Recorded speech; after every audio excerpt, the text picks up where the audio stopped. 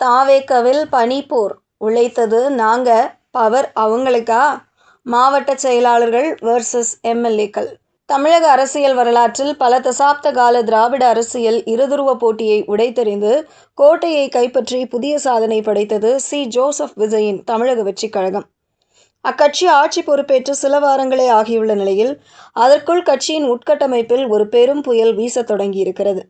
அதுதான் மாவட்ட செயலாளர்கள் மற்றும் புதிதாக தேர்ந்தெடுக்கப்பட்ட சட்டமன்ற உறுப்பினர்கள் இடையேயான பனிப்போர்.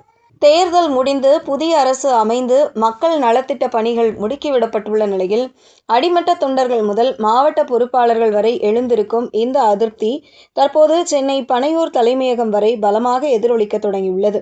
தாவேக்க ஆரம்பிக்கப்பட்ட காலத்தில் இருந்து கட்சிக்கு கிளை நற்பணி மன்றங்களை ஒருங்கிணைத்து சொந்த பணத்தை செலவழித்து பூத் கமிட்டிகளை அமைத்தவர்கள் மாவட்ட செயலாளர்கள். தேர்தல் அறிவிப்புக்கு முன்னிருந்தே களத்தில் நின்று கட்சிக்காக உழைத்த தங்களுக்கு தற்போது உரிய அங்கீகாரம் கிடைக்கவில்லை என்ற ஆதங்கம் அவர்களிடம் பெருமளவில் எழுந்துள்ளது.